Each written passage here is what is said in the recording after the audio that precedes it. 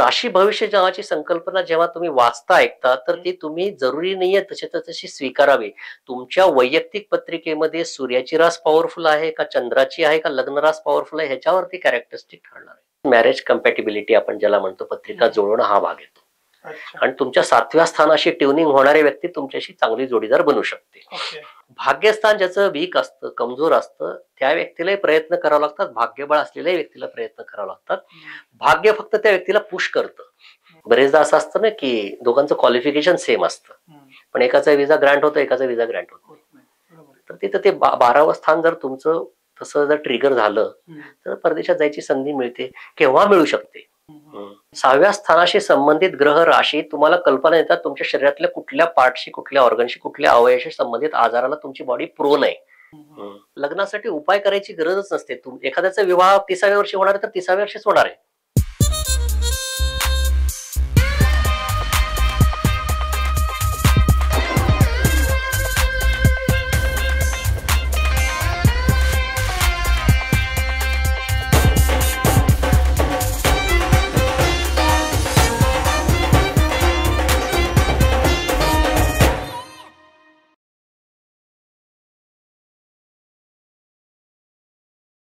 हाय, तर आज आपल्या पॉडकास्ट मध्ये आलेले आहेत ज्योतिषशास्त्राचे अभ्यासक श्री राहुल कुलकर्णी सर.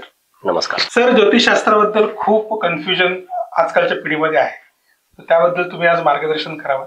सो आपण सुरुवात करूयात सर. ज्योतिषशास्त्र म्हणजे नेमकं काय? ज्योतिषशास्त्र म्हणजे मुळात काय की आपण ज्या वेळेस जन्म घेत असतो आणि ज्या ठिकाणी घेत असतो त्यावेळेसची आकाशातली ग्रहस्थिती जी असते त्याचा एक ग्राफ बनवलेला असतो आणि त्या ग्राफच्या माध्यमातून आपल्या पूर्वजांनी ऋषीमुनींनी जे नियम घालून दिलेले आहेत की प्रत्येक ग्रहाला त्यांनी एका विशिष्ट गोष्टीशी कनेक्ट केलेला आहे. प्रत्येक राशीला आणि पत्रिकेतले जे स्थान असतात त्याला त्या माध्यमातून एक इंटरप्रेट केलं जातं की ते व्यक्ती ह्या जन्मामध्ये प्रारब्ध काय घेऊन जन्माला आलेली.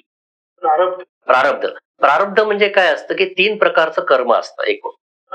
हिंदू सनातन धर्म जो आहे तो हे मान्य करतो की आपण अनेक जन्म घेत असतो. तर ह्या विशिष्ट जन्मामध्ये समजा एखाद्या व्यक्तीचा हा 30वा जन्म आहे असं आपण मानूया तर 29 जन्माच्या कर्माची एक बॅलन्स शीट वर तयार झालेली.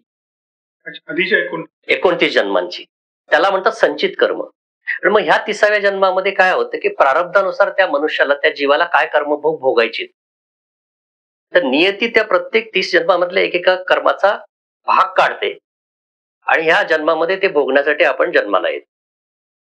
ह्याला म्हणतात प्रारब्ध. पण हे कसं आहे हे आपल्याला भोगावंच लागेल असं जरुरी नाहीये. That is not binding for you. Compulsion नाहीये की हे त्या परिस्थितीला कसं ती फक्त एक नियती परिस्थिती निर्माण करत असते.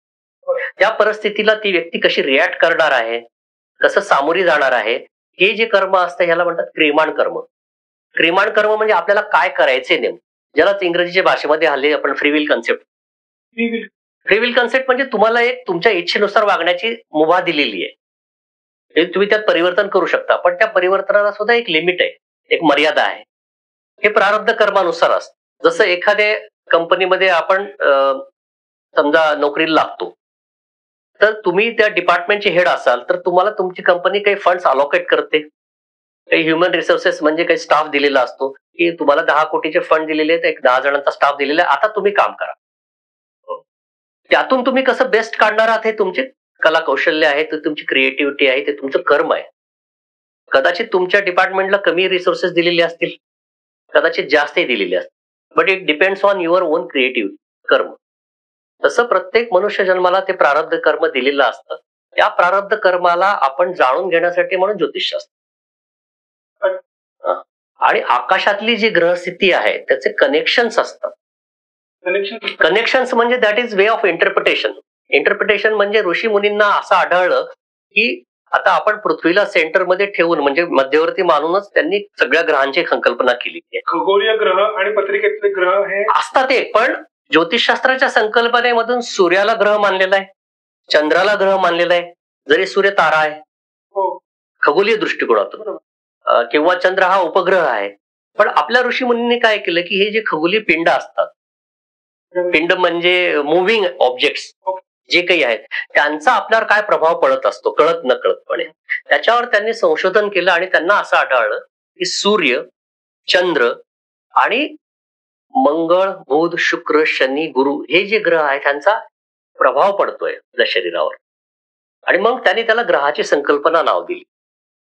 आणि हे जे आपण पृथ्वीला सेंटर, परत सांगतोय, आपण पृथ्वीला सेंटर मानून चाललेलो आहोत.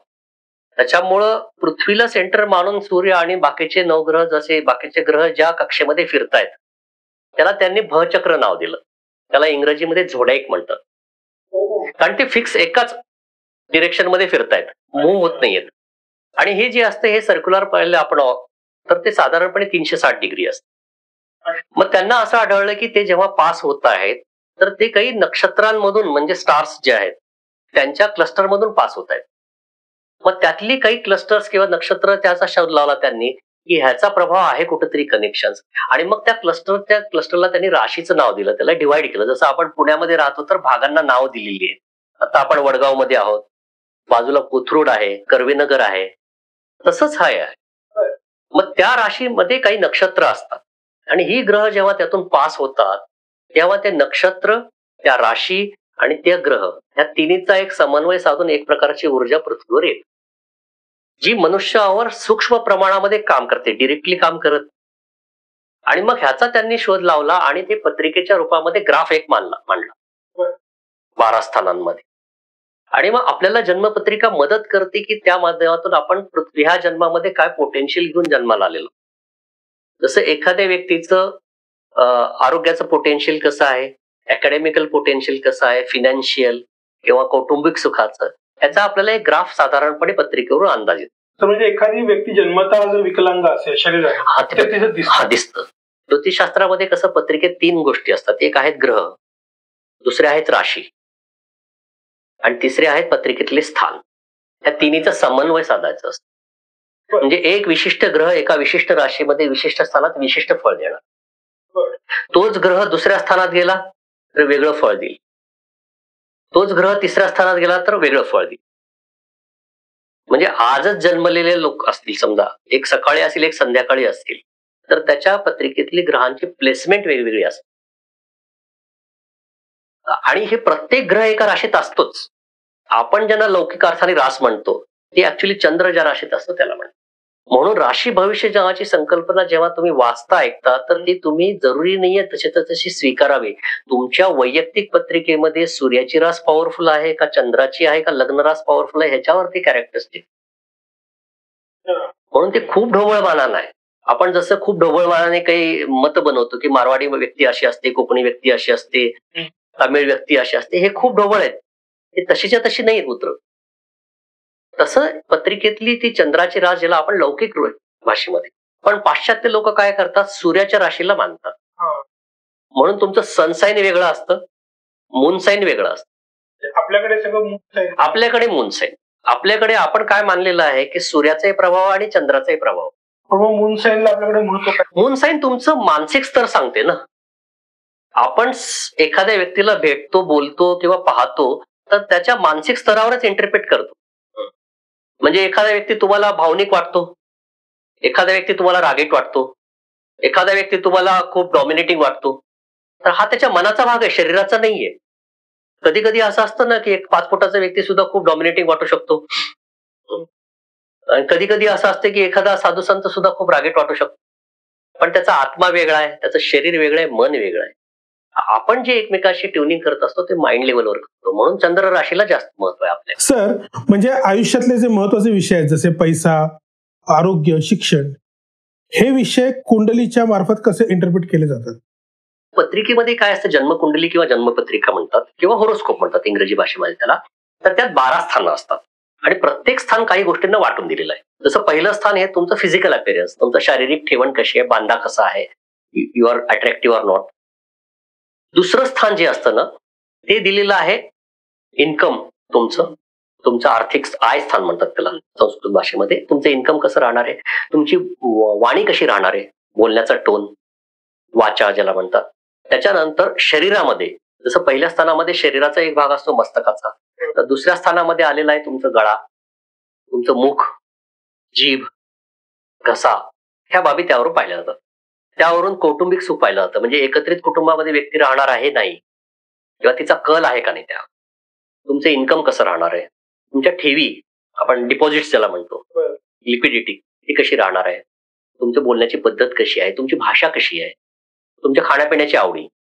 म्हणजे एखादी व्यक्ती गोड खाते, एखाद्या व्यक्तीला स्पायसी आवडतं, एखाद्या व्यक्तीला चवच नसते, काही चालतं, ते किती खाऊ शकते साधारणपणे, ह्या गोष्टीचा अंदाज आपल्याला दुसऱ्या स्थानावर. म्हणजे ते दुसरं स्थान कसं आहे, त्या दुसऱ्या स्थानात राशी कशी आहे, त्या दुसऱ्या स्थानातल्या राशीवर प्रभाव टाकणारे ग्रह कसे.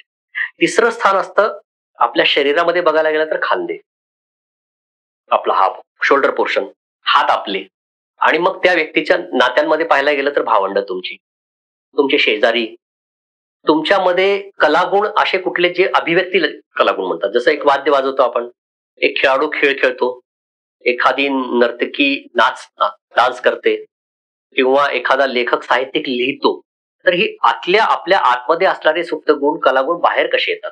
ही म्हणजे हाताने केलेली कामं पाहता येतात, एखाद्याचं हस्ताक्षर कसं असू शकतं. शॉर्ट ट्रॅव्हल्स, छोट्या ट्रिप्स करतात बरेचदा लोक, जसं छोटा ट्रेक केला जातो तो तिसऱ्या स्थानावर पाहिला जातो.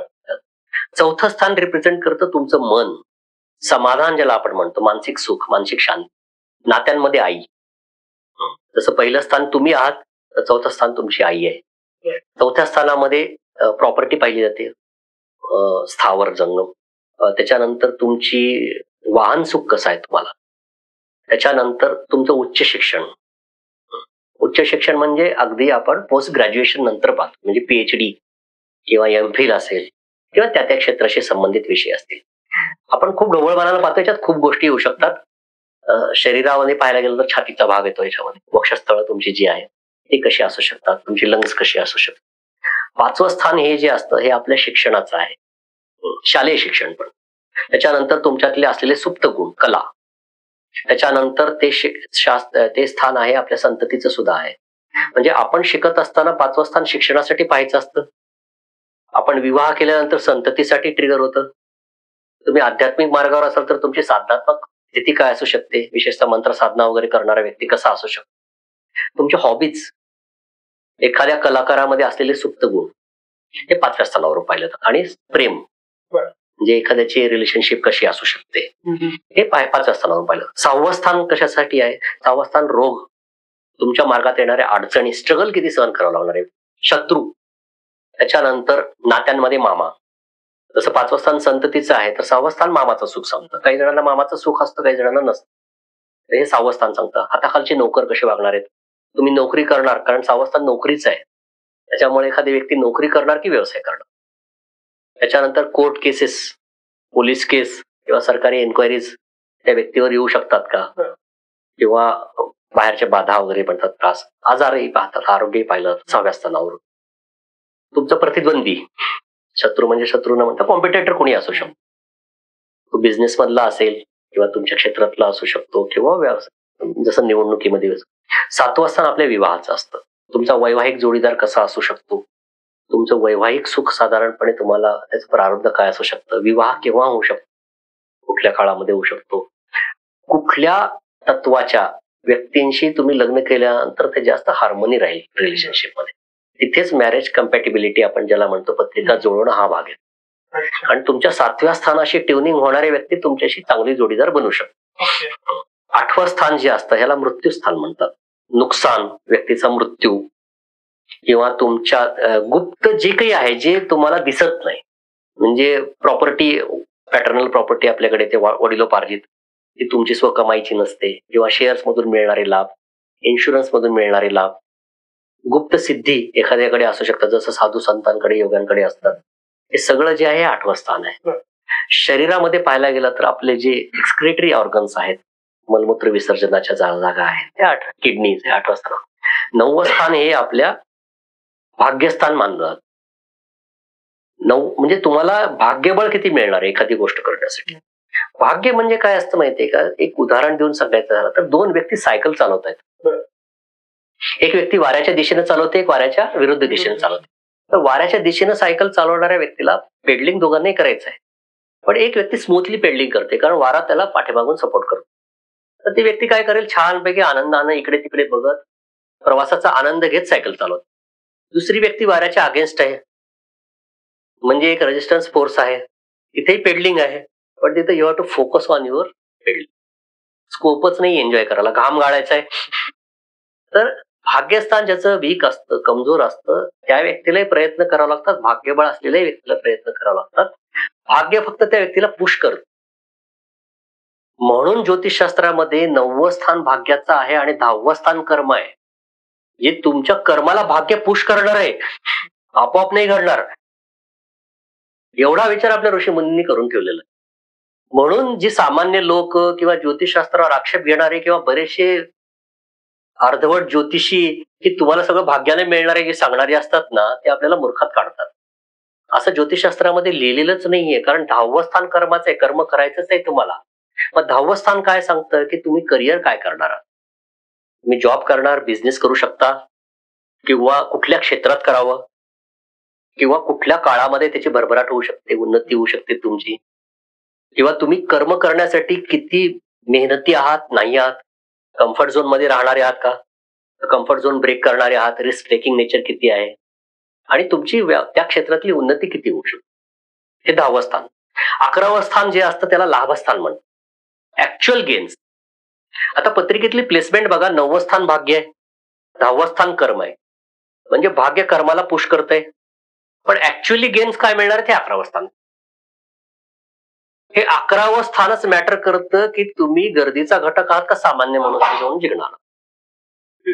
गर्दीचा घटक म्हणजे सामान्य, जसं असतं ना, एक अंबानी, एक टाटा असतात, एक अमिताभ बच्चन असतात, त्या लोकांचं 11वं स्थान खूप पॉवरफुल असतं, म्हणून लाभ खूप मिळतो त्यांना. त्याच्यानंतर 11वं स्थान सांगतं तुमच्या उच्च पदस्थ ओळखी किती आहेत, तुमचे कनेक्शन्स, तुमचे मित्र कसे आहेत, आणि हे सगळे लाभच आहेत. एक मित्र आपला ऍसेटच आहे, कारण ते अडचणीच्या वेळेस तेच कामाला येतात. उच्च पदस्थ ओळखीच कामाला येतात तुमचे ऍसेट्स अडचणीच्या वेळेस. 11वं स्थान लाभस्थान सांग, म्हणजे ज्या व्यक्तीच्या पत्रिकेमध्ये 11वं स्थान हे जास्त पॉवरफुल असतं, अशी लोक हे अति श्रीमंत, अति प्रसिद्ध किंवा त्यांच्या क्षेत्रातले बेस्ट जे असतात तेच. 12वं स्थान जे असतं ना, याला मोक्षस्थान म्हणतात, कारण आता इथं आयुष्याचा प्रवास संपणार आहे आणि ते शेवटचं स्थान आहे. मग तिथं कसं आहे, तिथं व्यय स्थान म्हणतात. खर्च तुम्ही कसे करता, खर्च म्हणजे सगळाच आहे तिथे, तो आर्थिकही आहे, तुमच्या आयुष्यातली वेळ, ऊर्जा कशी खर्च करणार आहात, कुठल्या गोष्टीमध्ये वेळ होणार आहे जास्त. जसं असतं ना, एखादी व्यक्ती, जसा 24 तासाचा वेळ सगळ्यांनाच आहे, काही व्यक्ती मोबाईलवर स्क्रीनिंग करण्यात वेळ वाया घालवतात, काही गॉसिपिंग मध्ये घालतात, तो वेळच आहे, वेळेचा असला तरी. काही जण ऊर्जा असते, शारीरिक ऊर्जेचा वेळ कसं करतात, आर्थिक. त्याच्यानंतर ते स्थान आहे हॉस्पिटलायझेशन कसं व्यक्तीचं होऊ शकतं का, त्याच्यानंतर एखाद्याला तुरुंगवास होऊ शकतो का, ते योग आहेत का पत्रिकेमध्ये, तुरुंगवास असेल तर किती असू शकतो. त्याच्यानंतर ते स्थान आहे व्यक्तीची आध्यात्मिक उन्नती आणि परदेशात जाण्याचं स्थान. एखादी व्यक्ती परदेशात जाते, एखाद्या व्यक्तीला विजा मिळतो, एखाद्या व्यक्तीला विजा मिळतो. बरेचदा असं असतं ना की दोघांचं क्वालिफिकेशन सेम असतं, पण एकाचा विजा ग्रँट होतो, एकाचा विजा ग्रँट.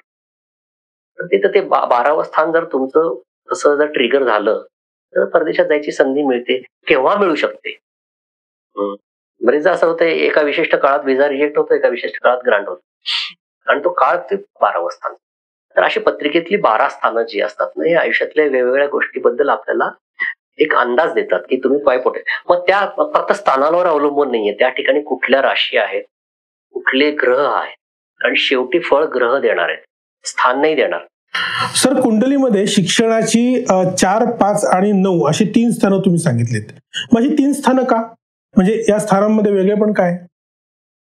तर 5वं स्थान शिक्षणाचं, शालेय शिक्षणाचं आहे. 9वं स्थान हे कॉलेज शिक्षणाचं आहे. अच्छा. आणि 4थं स्थान हे अतिउच्च शिक्षणाचं आहे. म्हणजे बरेचदा असं असतं की एखादा व्यक्ती शालेय शिक्षणात खूप चमकतो, कॉलेजला येऊन गटांगळा खातो, आणि हे खूप कॉमन आहे, आपण पाहतो. त्याच्या उलटही असतं की एखादी व्यक्ती शालेय शिक्षणामध्ये खूप साधारण प्रगती करते आणि सडनली कॉलेजमध्ये ती चमकते, कारण ही दोन्ही स्थानं वेगळी आहेत.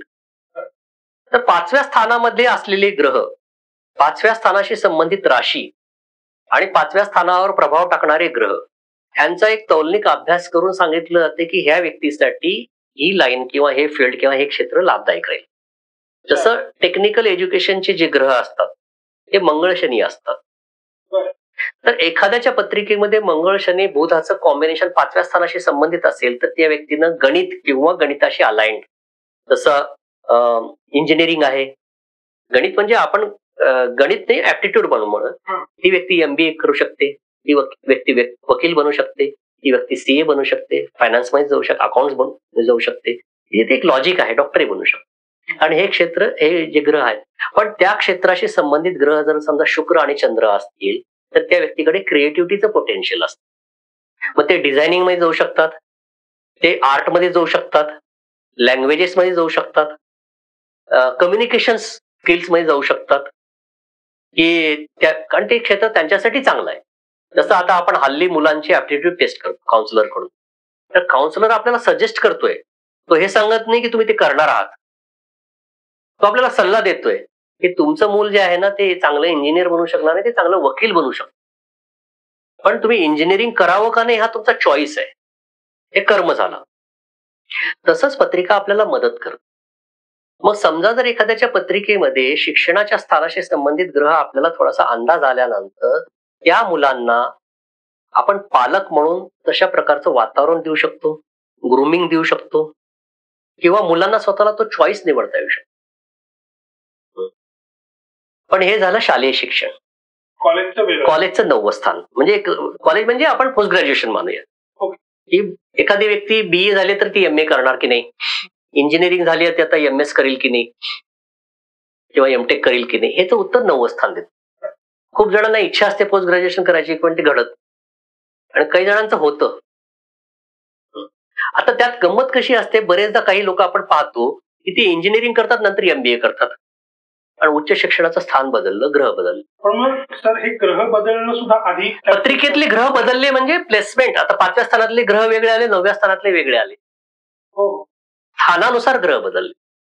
आणि समजा जर त्या ग्रहांचा संबंध 10व्या स्थानाशी नसेल तर ती व्यक्ती व्यवसाय म्हणून वेगळं क्षेत्र निवड. तर शेवटी तुमचं 10वं स्थान ठरवतं की तुमचं करिअर काय होणार ऍक्च्युअली. तर मग काय काय वेळेला शिक्षण होऊच शकत काही मुलांचं कुठल्याही कारण, त्या 2 कारण असतात. एक कारण असं असतं की समजा जर त्या व्यक्तीचा ऍप्टिट्यूड किंवा IQ कमी असेल तर त्यांना शिक्षणामध्ये बाधा आहेत. मग शिक्षण अर्धवट सुटणे, त्याच्यामध्ये मी म्हणलं एक नशिबाने येणारे असतात आणि एक स्वतःहून सोडलेले योग असतात. आणि त्यातही कसं असतं, बहुतेक वेळा हे त्यांच्या प्रायोरिटी चेंज होतात, म्हणून शिक्षण सोडतात लोक, शिक्षण सुटत नाही देणार. मी म्हटलं ना, कर्म करताना तुमच्या प्रायोरिटीज, तुमचे इन्फ्लुएन्सेस बदलू शकतात. जसं एक व्यक्ती आज शिक्षण घेते आहे, पालकांच्या अकाल मृत्यूमुळे, कौटुंबिक जबाबदारीमुळे त्या व्यक्तीला शिक्षण सोडून नोकरी करावी लागते. हा चॉईस आहे त्यांचा, त्यांनी स्वतःहून ठरवलेला आहे. पण ते त्याला कारण आहे, असं नाही की काही कारण नाहीये, दॅट इज जस्टिफाईड. पण त्याची संभाव्य कल्पना थोडीशी पत्रिकेवरून येते.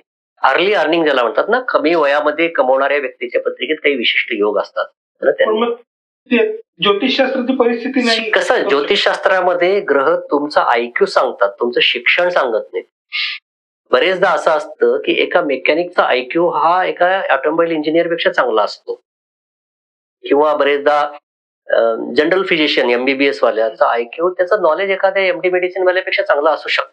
तो शिकला नाही म्हणजे ज्ञान नाही असं नाही, ज्ञान ही कन्सेप्ट वेगळी आहे. पत्रिका तुमचं ज्ञान सांगते. खूपदा पाहण्यात येतं एखादा 12वी पास मुलगा असतो, त्याचं ज्ञान खूप चांगलं असतं एखाद्या क्षेत्रातलं, त्या क्षेत्रातल्या तज्ञापेक्षा चांगलं असू शकतं. शिक्षण हे क्वालिफिकेशन आहे, ते काळानुसार बदलतं ना. आता आपली शिक्षण पद्धती हे गेल्या 150 वर्षातली आहे. ज्योतिषशास्त्र आधी होतं, त्यावेळेसच्या डिग्रीज वेगळ्या होत्या, त्यावेळेसची एज्युकेशन पॉलिसी वेगळी होती. भविष्यामध्ये कदाचित हे 10+2+4 राहिलं नाही तर काही सांगता येत नाही. प्रत्येक कंट्रीनुसार हे बदलतं हे. म्हणून म्हणलं ज्योतिषशास्त्र हे देश काल नुसार बदलतं. एक कधी ध्यानात घ्या, astrology is an applied science. It has to be applied. If you are not applying it, it won't happen. मी लोकांना सांगतो, समजा आजच्या घडीला एका ज्योतिषाकडे एक व्यक्ती आलेली आहे, त्यांना कॅन्सर झालेला आहे 4th स्टेज.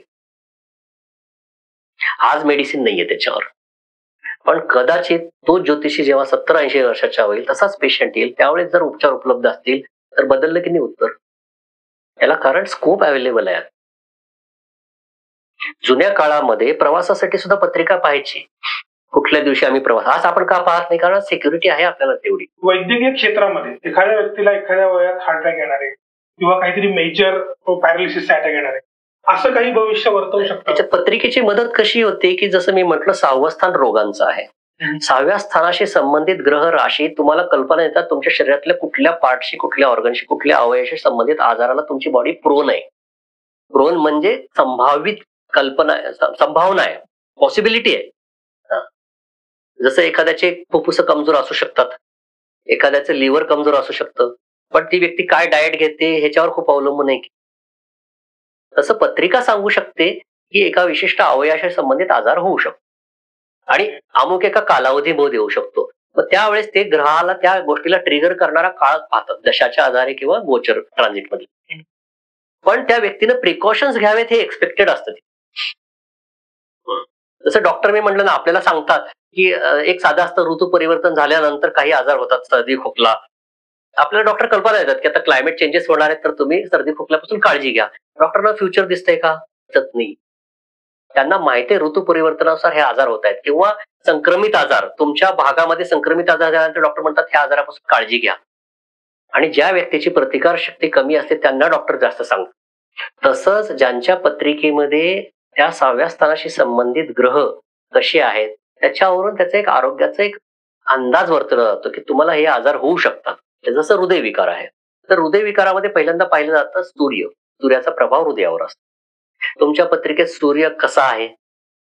मग सूर्य फक्त एका हृदयावर प्रभावित नाहीये, सूर्याचा प्रभाव डोळ्यावर आहे, हाडांवर आहे, स्किनवर आहे आणि हृदयावर आहे.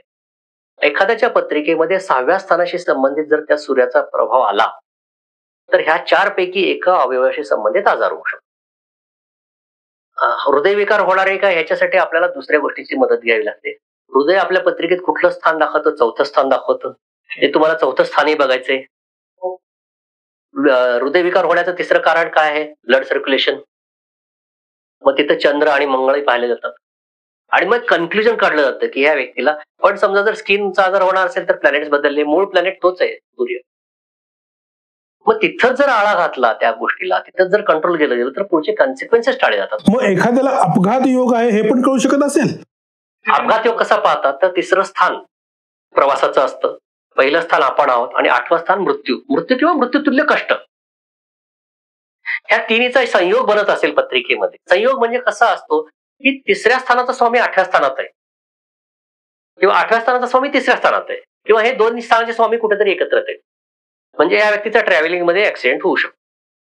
ह्याला ट्रिगर करणारा काळ कुठला आहे? मग ज्योतिषी प्रेडिक्ट करतो की अमुक एक काळामध्ये ऍक्सिडेंट होऊ शकतो. म्हणजे ते आता म्हणतात गाडी हळू चालवा. हा, मग त्याचे प्रिकॉशन्स काय घ्यायचे?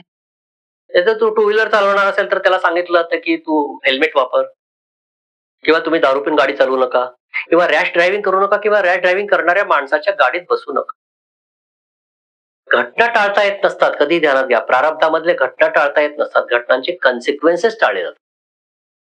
अगदी ईश्वरी कृपा जरी तुमच्यावर झाली तरी कॉन्सिक्वेन्सेस, परिणाम टाळलेले ते मिनिमाइज करतायत. खूप लहान वयामध्ये लोक अचानक जातात. कित्येक व्हिडिओज व्हायरल होतात की डान्स करताना एखादा, मी म्हटलं ना तुम्हाला की तसं काही दशा वगैरे नाही, मी म्हटलं ना मुळात अल्पायुयोग आहे, मध्यमायू योग आहे किंवा दीर्घायू योग. पहिल्यांदा हे पाहायला. अल्पायू योग असेल तर वय वर्ष 30च्या अगोदर जाऊ शकतो व्यक्ती.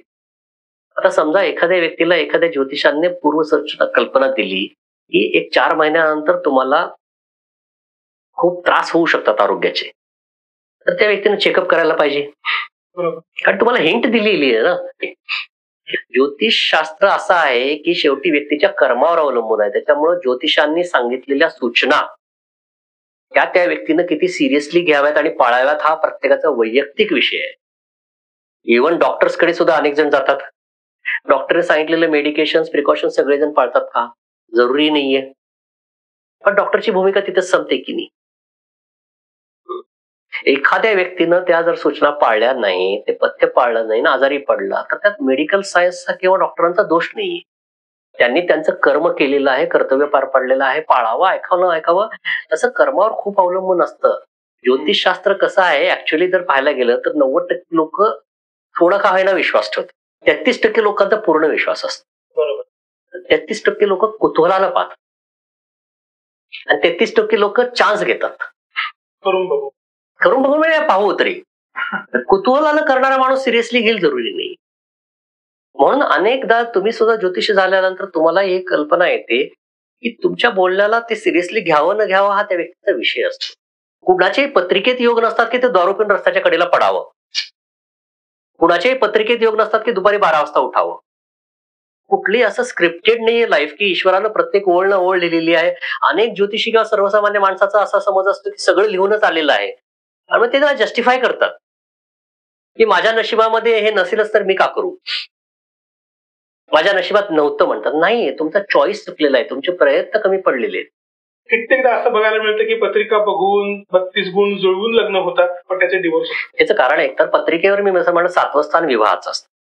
7व्या स्थानाशी संबंधित ग्रह आणि ओव्हरऑल त्यातलं ग्रह बळ म्हणतात त्याला राशीवर, हे इंडिकेट करते की तुमचं मॅरेज लाईफचं पोटेन्शियल किती आहे. ओके. आता जसं 5वं स्थान प्रेमाचं असतं, 7व्या स्थानाचा 5व्या स्थानाशी संबंध आला की त्या व्यक्तीचा प्रेम विवाह होऊ शकतो. व्हावा न व्हावा त्यांचा चॉईस आहे. आणि 7व्या स्थानामध्ये समजा जर विकनेसेस असतील, हे प्रतिकूल योग असतील तर तिथं तुम्हाला मॅरेज कम्पॅटिबिलिटी खूप आवश्यक असते. कम्पॅटिबिलिटी म्हणजे कशी आहे की माझ्या पत्रिकेतले विकनेसेस भरून काढणारी व्यक्ती मला हवी आहे जोडीदार म्हणून. जसं बिझनेस करताना आपण पार्टनर कसा निवडतो, माझ्याकडे फंड्स कमी आहेत तर फंड्स देणारा पार्टनर पाहिजे, माझ्याकडे सेल्स मार्केटिंग नाहीये तर मार्केटिंग वाला पार्टनर माझ्यासाठी योग्य आहे. दोघांनाही सेल्स मार्केटिंग येत नाही, त्या बिझनेसचं फ्युचर कोणी सांगू शकतं. त्यासाठी ज्योतिषाची गरज नाहीये. ते सिंपल लॉजिक आहे खूप, बरोबर आहे की नाही. तसं आपल्याला पत्रिकेमध्ये जनरली काय, मी पालकांना नेहमी सांगतो, काही गोष्टी पत्रिका जुळवण्याच्या 2 पद्धती आहेत. एक आहे चंद्राच्या नक्षत्रावरून फक्त पाहिलं जातं, ज्याला गुणमेलन पद्धत म्हणतात. पण त्यात फक्त चंद्र पाहिला जातो, त्यांना बाकी कुठले ग्रह पाहिले जातात. ही अत्यंत तकलादू पद्धत, कारण याच्यात पूर्ण पत्रिकाच अभ्यासली जात नाही. तर पत्रिका पूर्ण पाहावी. म्हणून गुणमेलन पद्धतीनं लग्न होऊन सुद्धा डिवोर्सेस होण्याचं प्रमाण असतं, कारण ती पद्धतच तकलादू आहे ना. त्या पद्धतीचा आधार घेऊ नये लोकांनी, कारण ती पद्धत अशा लोकांसाठी डेव्हलप केली गेलेली आहे. खूप जुन्या काळात, जरा घ्या, खूप प्राचीन काळाची गोष्ट करतोय आपण, कारण ज्योतिषशास्त्राला 10,000-15,000 वर्षाचा इतिहास आहे. एक वेळ अशी होती की ज्यावेळेस घड्याळ नव्हते, घटिका पात्रावर वेळ मोजली जायची. आणि घटिका पात्र त्या काळात, आपण जातीवर बोलत नाही, त्या काळात ब्राह्मण लोक हे म्हणजे काय शिकायचे, तर त्यांच्याकडेच घटिका पात्र होती, तर त्यांच्याकडेच वेळ मोजण्याच्या पद्धती होत्या. बाकीचे लोक जेव्हा त्यांच्याकडे यायचे की माझ्याकडे मूल जन्मलंय, तर पहिला प्रश्न असा की तुमची जन्मवेळ काय, कारण त्याच्यावर पत्रिका बनणार आहे.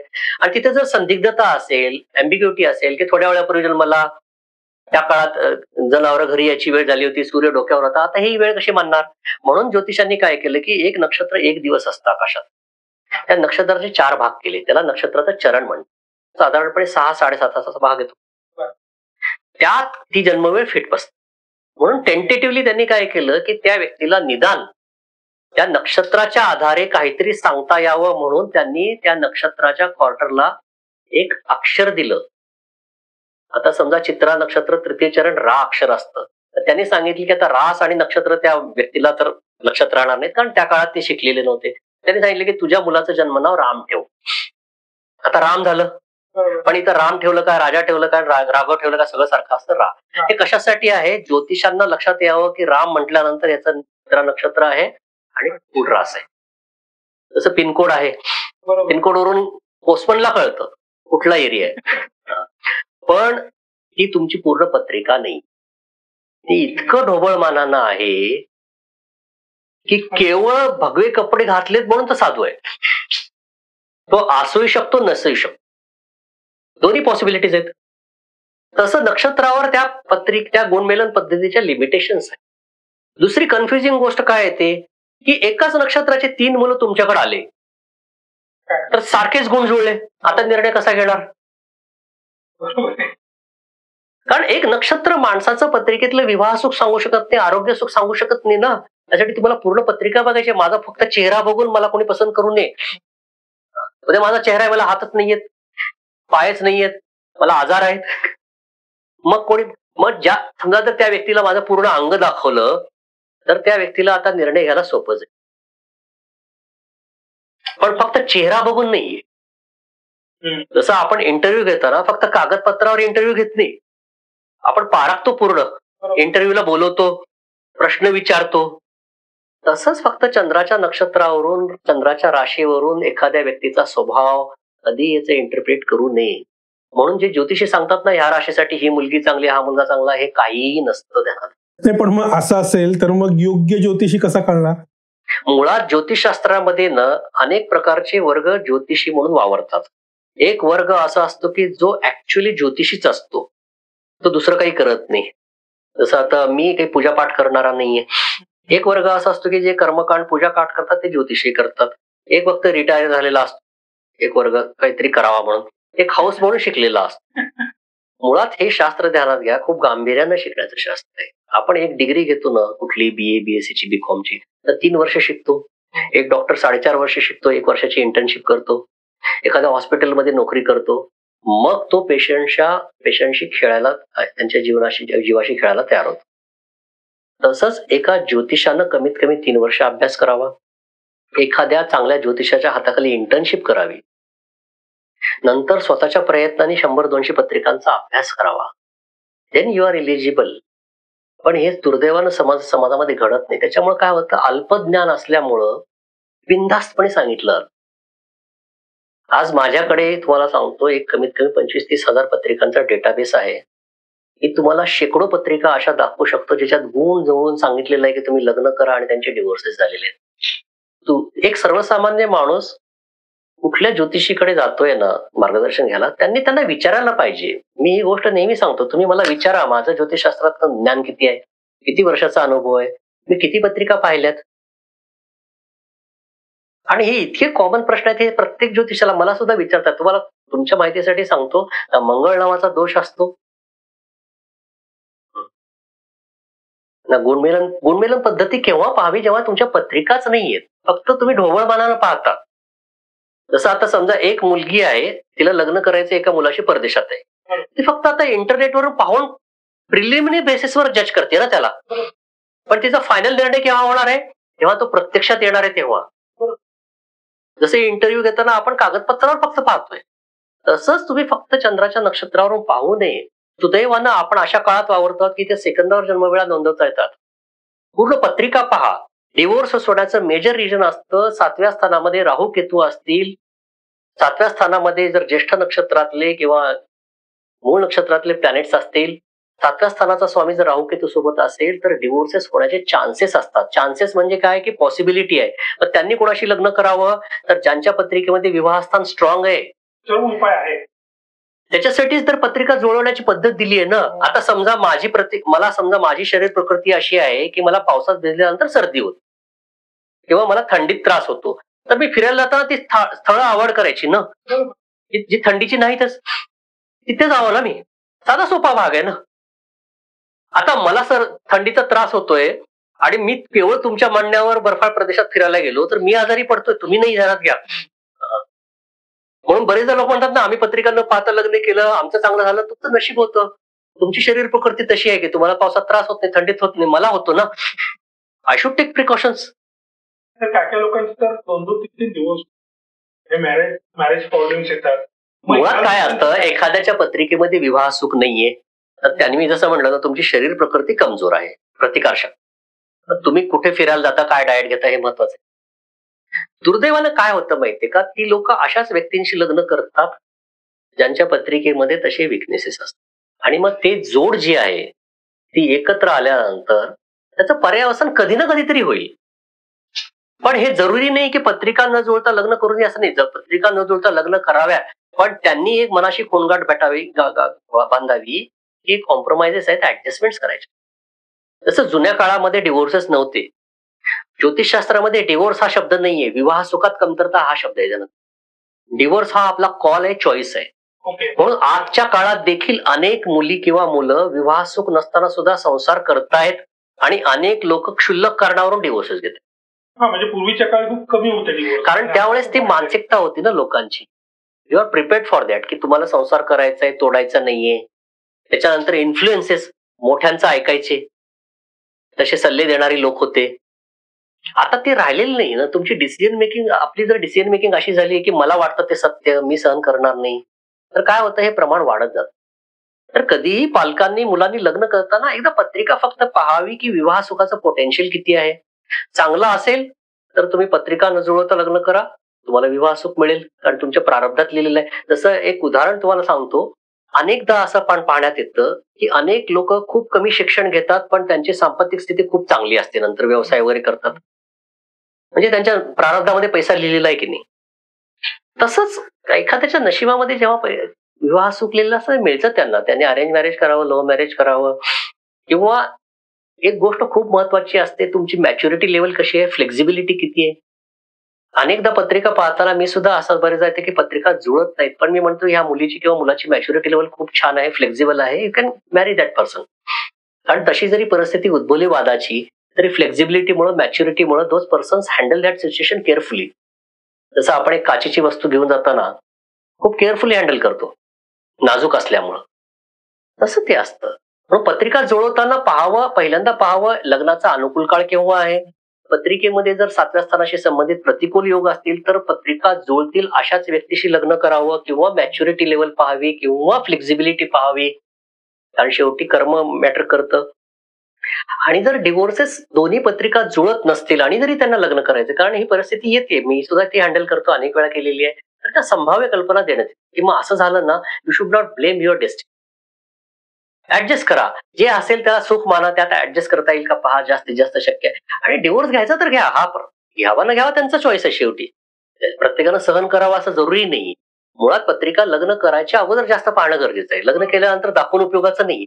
आणि गंमत कशी असते, खूपदा वाद होतात, पण पत्रिकेत एक योग असे असतात की हे खूप टोकाला जाणार नाही असं. तिथे त्यांना सल्ला दिला जातो की तुम्ही थोडे दिवस वाट पहा, वर्ष जो काही प्रतिकूल काळ आहे, तर नंतर होऊ शकतं, एवढ्या लवकर हे डिसिजन घ्यायची गरज नाही. पण हे शेवटी सगळ्या त्या ज्योतिष व्यक्तीचा, तुमच्या मार्गदर्शकाचा कॉन्शियसनेस, नॉलेज, आणि ते चान्स असतो. एक धरात घ्या, ज्योतिषशास्त्र हे असं क्षेत्र आहे की इथं ना अडचणीत आलेलाच मनुष्य येत असतो, त्याला तुम्ही एक्सप्लॉइट करावं न करावं हा त्याचं कॉन्शियसनेस आहे, एक इथिकल व्हॅल्यूज असतात. खूपदा असं असतं ना, गंमत तुम्हाला सांगतो, लग्नासाठी उपाय करायची गरजच नसते. एखाद्याचा विवाह 30व्या वर्षी होणार आहे तर 30व्या वर्षीच होणार आहे. आता काय होतं, बरेच वेळा पॅरेंट्सला माहिती नसतं, पालकांनाही, ते 25व्या वर्षापासून प्रयत्न करतात. आता 5 वर्ष थकलेली आहेत ती समजा माझ्याकडे आलेली आहेत, मला माहिती आहे की 2 महिन्यात होऊ शकतो.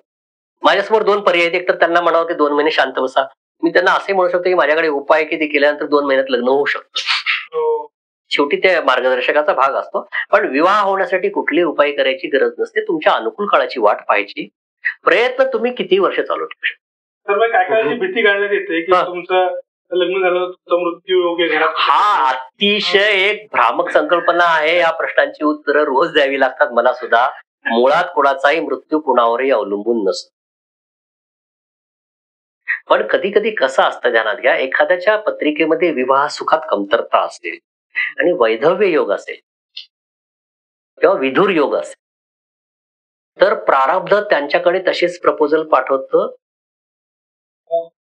जसं एक उदाहरण देतो की बरेचदा आपण पाहतो, काही बाळ जन्माला येतात, ते 2 महिन्यात 4 महिन्यात जातात किंवा 1 दिवसात 2 दिवसात, तर त्या कपलच्या पत्रिकेत सुद्धा तसे योग असतात. आणि ते गर्भधारणा ज्यावेळेस करत असतात त्यावेळेस तेच आत्मेपोटी येतात. त्यांनी जर ती वेळ टाळली गर्भधारणेची, जसं तुम्हाला कोणीतरी सांगितलं की रात्री 2 वाजता एक माथे फिरू ग्रहस्थ इथून फिरणार आहे लुटणारे लोकांना, तर तुम्ही ती वेळ टाळू शकता. तसं आपल्याला पत्रिकेचा, ज्योतिषशास्त्राचा फायदा त्यासाठी घ्यायचा असतो की तुमचं कर्म, तुमचं पोटेन्शियल काय आहे, नियतीने दिलेला काळ कसा आहे, आणि त्याची सांगड घालून तुम्हाला तुमचं कर्म प्लॅन करायचं. Again I say that depends on that astrologer's knowledge, accuracy of predictions. कारण एक क्षेत्र असं आहे, आमच्या क्षेत्रात ना ऑथेंटिक ऍस्ट्रॉलॉजर्स नाही, ध्यानात घ्या. कारण इथं कोणी उठू शकतं, 2 पुस्तकं वाचून म्हणू शकतं की मी ज्योतिषी आहे, बाहेर बोर्ड लावू शकतो. डॉक्टर बनू शकत नाही ना तसं माणूस. तसं पण ह्या शास्त्रात नाही. आता कुठं सरकारनं युनिव्हर्सिटीमध्ये ज्योतिषशास्त्राचे कोर्सेस सुरू केलेत, पण ते मॅन्डेटरी केलेले आहेत प्रत्येक ज्योतिषासाठी. एक उदाहरण म्हणून सांगतो, आता आपण घर घेतो, घर घेताना आपण ब्रोकरच्या थ्रू जातो. गेल्या वर्षीपर्यंत सरकारनं कंपल्शन केलं नव्हतं त्यांच्यासाठी महारेरा सर्टिफिकेशन. कोणी ब्रोकर बनवत होतं, त्याला काही प्रॉपर्टीचं नॉलेज राहावं, कम्युनिकेशन स्किल, काही गरज नव्हती. आता महारेराचं सर्टिफिकेशन कंपल्सरी केल्यानंतर 70 ते 80% लोक घरी बसतील. Only qualified persons will survive. ज्या दिवशी सरकार तसं या क्षेत्रामध्ये एक नियम करेल, कायदा आणेल की तुम्ही ज्योतिषशास्त्राचं ह्या युनिव्हर्सिटीमधून शिक्षण घ्या, ते इंटर्नशिप करा, आमच्याकडे 100 पत्रिकांचं डेटाबेस द्या, then you are qualified astrologer. मग पहा 99% लोक उठतील. आणि याची व्याप्ती एवढी गहन आहे. काही काही गमतीच्या गोष्टी अशा असतात सर, या माध्यमातून लोकांना सांगू इच्छितो. नियतीला ज्या प्रश्नाचं उत्तर द्यायचं नसतं तिथं ज्योतिषी काहीच करू शकत. म्हणजे नियतीला एखादी गोष्ट उघड करायचीच नसेल तर 100 ज्योतिषी एकत्र येऊन सुद्धा त्या प्रश्नाचं उत्तर देऊ शकत नाहीत. ज्योतिषशास्त्राच्या भाषेमध्ये जो व्यक्ती पत्रिका दाखवायला येत असते त्याला जातक म्हणतात.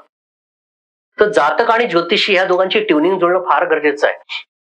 त्या दोघांची ट्युनिंगच जुळत नसेल तर तो ज्योतिषी खरंच सांगू शकत नाही त्यांच्याबद्दल. किती प्रयत्न करू दे, तो सांगेल हा भाग वेगळा काहीतरी, पण ऍक्च्युअली येऊ शकणार नाही, ट्युनिंगच जमत नाही ना.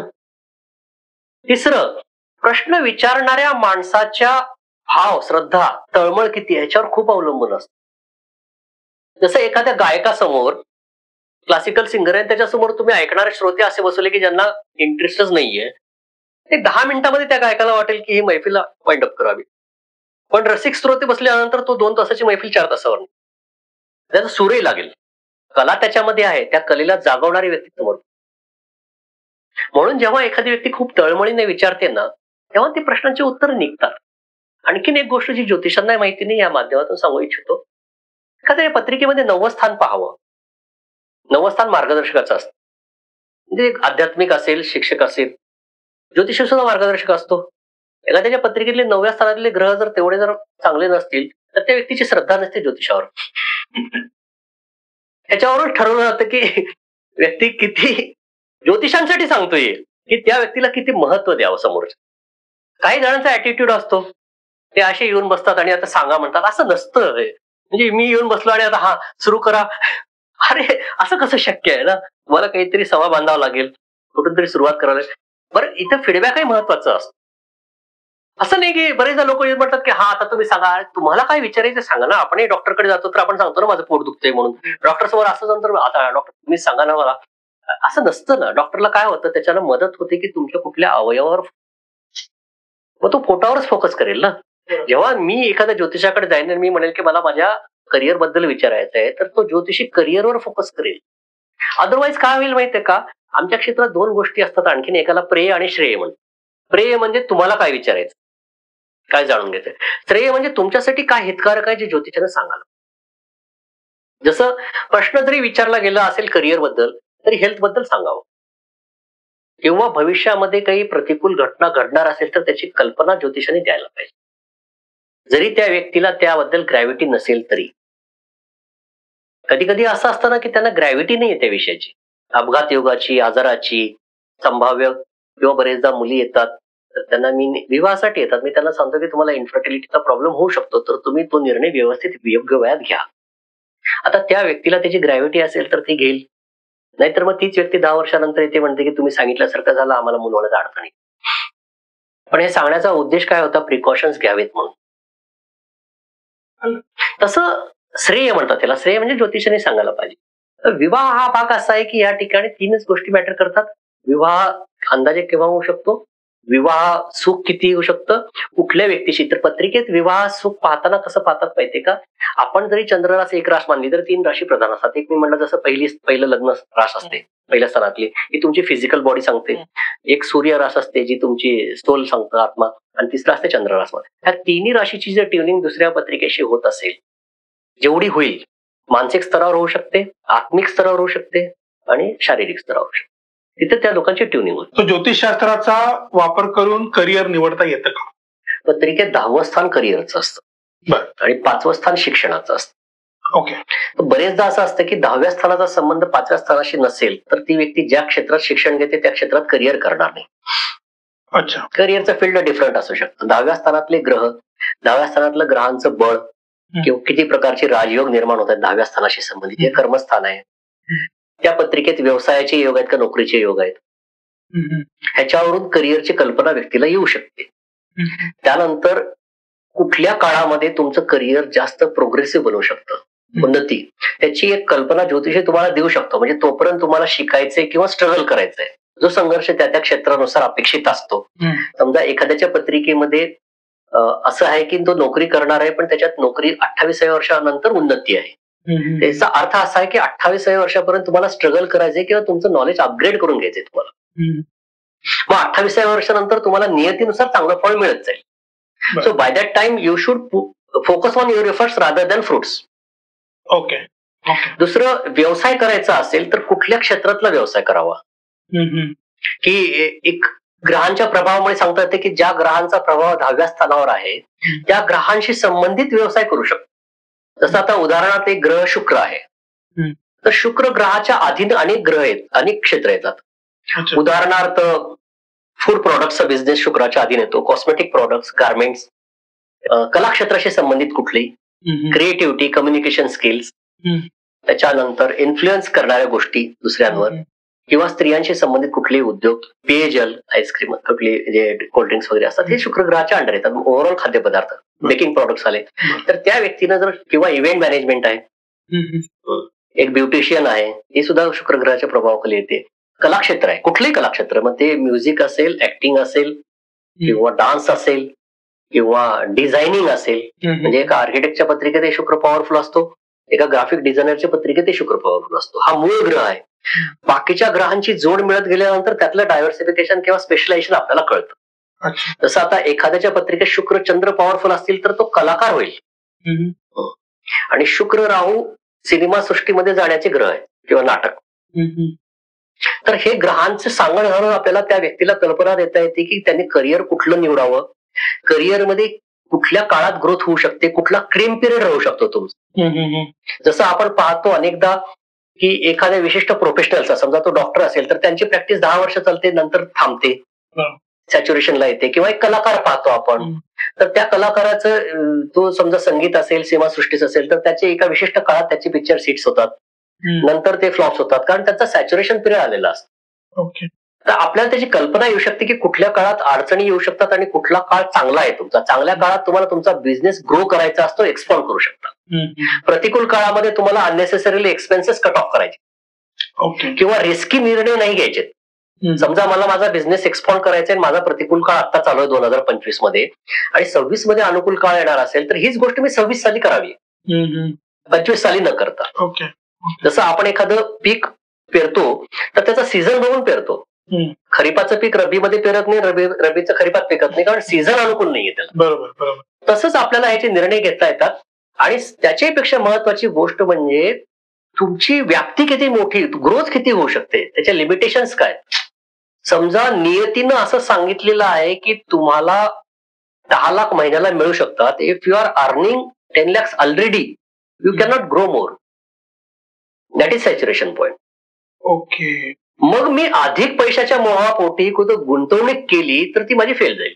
सर, पण मी बाहेर बरेचसे या क्षेत्रातली लोक काही व्यवसाय वाढीसाठी सत्यनारायणाची पूजा करा हे जे सांगतात, तेव्हा होऊ शकतं. मी उदाहरण देतो तुम्हाला. एक जमीन आहे तुमच्याकडे, समजा आपण 1 एकर मानूया. एक शेती तज्ञ ज्योतिषासारखा आहे, तो तुम्हाला सांगतो की कुठली पिकं निघतात, तुम्ही तीच पिकं काढताय. पण त्या जमिनीची इल्डिंग कॅपॅसिटी आहे एक सर्टन, 10 क्विंटल असेल, 15 क्विंटल असेल, 20 क्विंटल असेल. एकदा तुम्ही तेवढं उत्पादन काढल्यानंतर तुम्ही कुठलंही खत बियाणं वापरा, ते 15 क्विंटल पेक्षा जास्त निघू शकणार नाही की नाही. ओके. कारण तुम्ही ते सॅच्युरेशन पॉइंटला पोहोचलेले आहात. त्यानंतर कुठलीही कंपनी किंवा शेतीतज्ञ तुम्हाला ते प्रलोभन दाखवत असेल तर तो त्याच्या व्यवसायाचा भाग आहे. तो मार्केटिंग करतोय ते चूक नाहीये, कारण त्याची कंपनी त्याला सांगते. आपण निर्णय घ्यायचे असतात. आता मी तुमच्या समोर बसलेले, माझं वय वर्ष 50 आहे, मला कोणीतरी सांगितले की हाईट वाढू शकते आणि माझ्याकडे एक औषध आहे, ते औषध मी घेतोय तर ती माझी चूक आहे की नाही. बरोबर. त्यांची चूक थोडीच आहे, ती विकायला बसलेली आहेत. हे बघा, उपाय केव्हा फळतात, जेव्हा तुमच्या ग्रोथला स्कोप अवेलेबल आहे. तुमचं पोटेन्शियल महिना 10 लाख कमवण्याचा आहे, आणि if you are earning 5 lakhs now, there is a scope of 5 lakhs. Okay. कारण जे लोक उपाय सांगतात ते किती मोठे झालेले आहेत. मग तर एवढंच मोठा होता येतं तर मग ते का मोठे मोठे बिझनेस पर्सन झालेले नाहीत, कारण त्यांच्या लिमिटेशन्स आहेत ना. कोणी असू दे, एक ज्योतिषी असू दे, एक वास्तुतज्ञ असू दे, एक अंक ज्योतिष असू दे, अंक ज्योतिषवाला स्वतःच्या नावांमध्ये ए बी वाढवून तो का मोठा होऊ शकत नाही तेवढा? आता समजा ज्यांनी एकता कपूरला के नावापासून सिनेमा बनवायला सांगितले, त्यांनी स्वतःच्या नावामध्ये काही ऍड करून ते का गुरु होऊ शकले? गुरु झाले असतील, पण ते त्यांनी तेवढी उंची का गाठली नाही किंवा तेवढं पैसा का कमवला नसेल? कारण एक मुळात असतं, प्रारब्धात असेल तेवढंच मिळणार आहे. तुमच्या आडात जेवढं पाणी असतं तेवढंच पोहऱ्यात येणार आहे.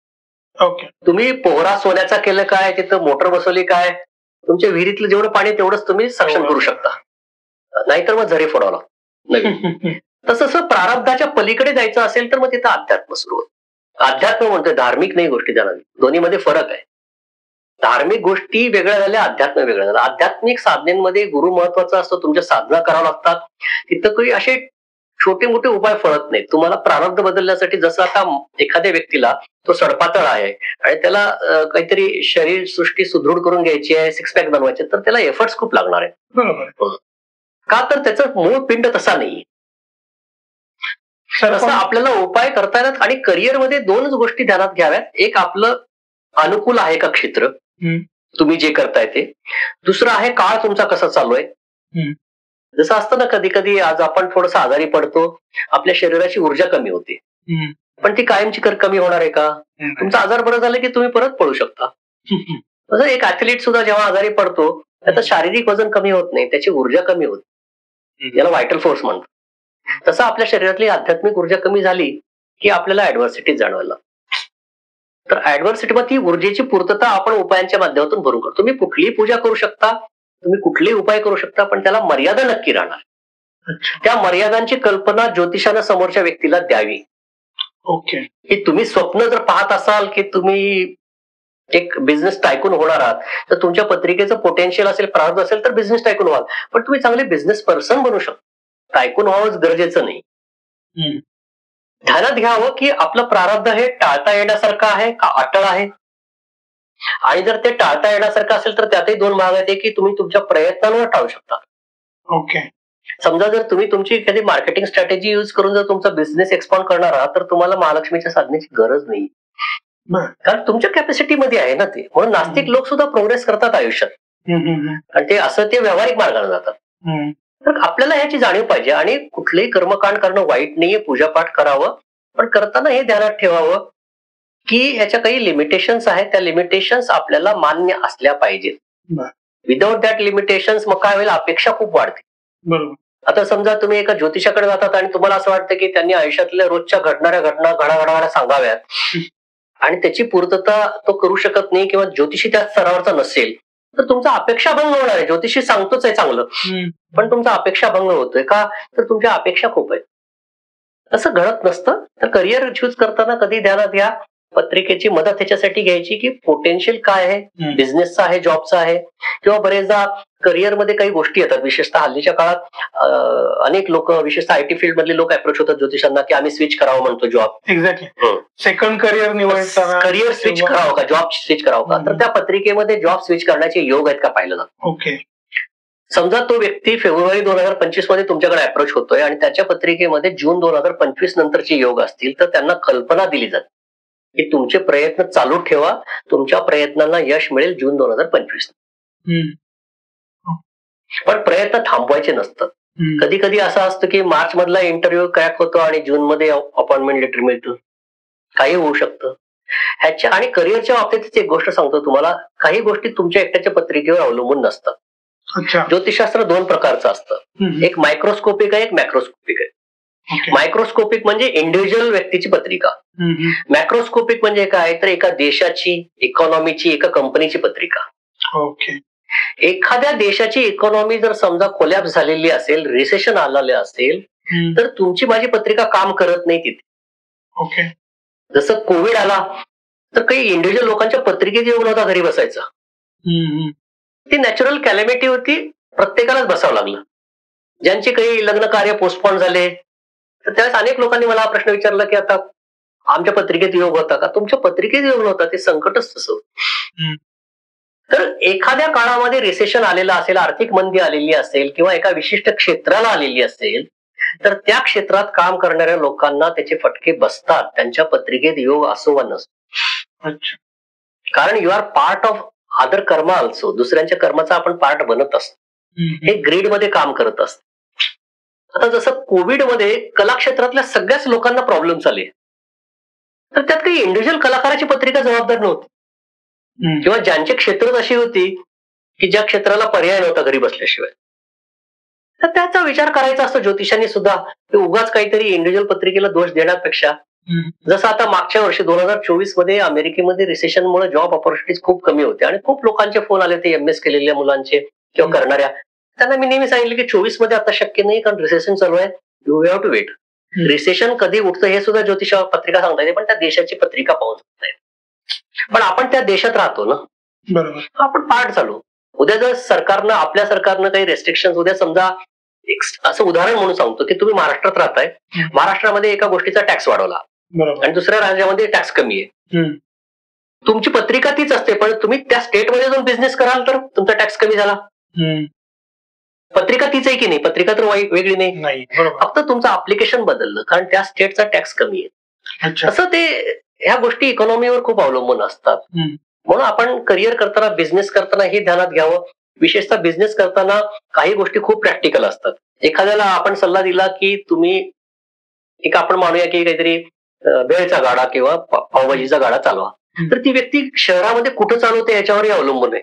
बरोबर. असं नाही की ज्योतिषाने सांगितलं आणि कुठेतरी नेऊन जंगलामध्ये उभी केली पावभाजीची गाडी आणि आता त्यांनी सांगितलं म्हणजे असं नसतं. त्याला अप्लिकेशन सुद्धा पाहिजे.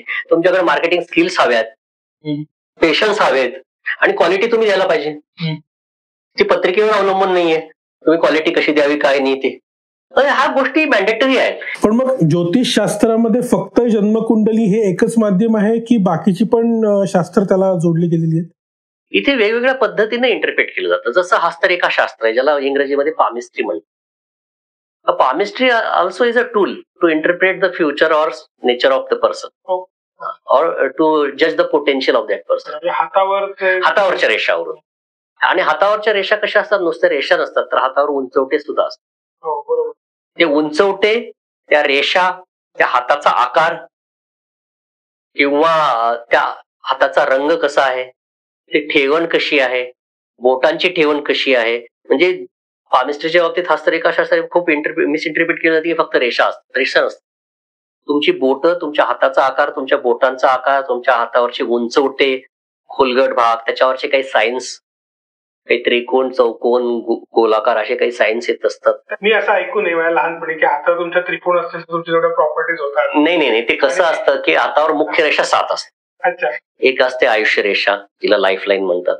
एक असते मस्तिष्क रेषा, एक असते हृदय रेषा, एक असते भाग्य रेषा, तर एक असते विवाह रेषा. त्या विवाह रेषेवरून इंटरप्रेट केलं जातं की या व्यक्तीचं वैवाहिक जीवन कसं असू शकतं, विवाह केव्हा होऊ शकतो. तर तो त्रिकोण तुमच्या कुठल्या उंचवट्यावर आहे आणि कुठल्या रेषेवर आहे ह्याला खूप महत्व. तो प्रत्येक ठिकाणी असेल म्हणजे चांगलंच दिल असं फळ नाही, जरुरी नाही. आणि एखादी रेषा कुठल्या उंचवट्यावर जाऊन कशी आहे, तिचा कर्व कसा आहे, तिला ब्रेक्स आहेत का, ती किती ठळक आहे. जसं फिजिकल काम करणारे जे लोक असतात, शारीरिक मेहनत, त्यांचा हात हा नेहमी रफ असतो. आणि दुसरं, त्यांच्या व्यावहारिक लोक जे असतात त्यांच्या हाताचा आकार चौकोनी असतो. आणि कलाकार जे असतात लोक, त्यांचा हाताचा आकार असा असतो की ती लांबी जास्त असते, रुंदी कमी असते. आणि त्यांची बोट जी असतात ती निमुळती असतात जनरली. किंवा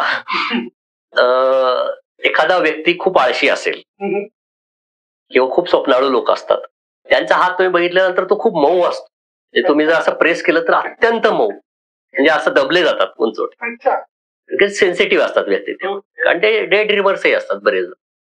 आणि जर तुम्ही एखादा खूप प्रॅक्टिकल माइंडचा पर्सन बघितला तर त्याचा हात तेवढा राहणार नाही. किंवा कर्मठ म्हणजे कसं की काही लोक असे असतात म्हणजे खूप शिस्तबद्ध आयुष्य जगत असतात. ते सकाळी 5ला उठतील, अमुकिक त्यांचे काम करतील, दे आर व्हेरी प्रॅक्टिकल. त्यांच्या हाताची ठेवण वेगळी असते. त्याच्यानंतर आपल्या हाताचे प्रत्येक बोटाची ठेवण वेगळी असते. जसं आपल्या हाताचा अंगठा आहे आपली विल पॉवर सांग. विल पॉवर म्हणजे तुमची इच्छाशक्ती किती आहे. त्याच्यानंतर तुमच्याकडे लॉजिकल रिझनिंग कसं आहे. आता जसं हाताचा, काही जणांचा हाताचा अंगठा हा खंबीर असतो, असा वाकत. याचा अर्थ असा असते की ती व्यक्ती खूप रिजिड असते. आणि हाताचा अंगठा जर असा वाकत असेल अंगठा, तर याचा अर्थ आहे की ती व्यक्ती खूप फ्लेक्झिबल असते. अर्थात ह्या दोन्ही गोष्टी ज्या आहेत ह्या परसेप्टिव्ह आहेत, चांगलं वाईट नाहीये. जसं रिजिड असणारा व्यक्ती त्याची ठरलेली कामं ठरलेल्या वेळेत करेल, तो कुठल्याही गोष्टीला नाही म्हणायचं तर नाहीच म्हणेल, न आवडणाऱ्या गोष्टींना. फ्लेक्झिबल व्यक्ती तो दुसऱ्यांना दुखावणार नाही, पण तिथं त्याचे काही ड्रॉबॅक्सही आहेत. तसं हाताची ठेवण ह्याच्यावरून सुद्धा इंटरप्रेट करता येतं.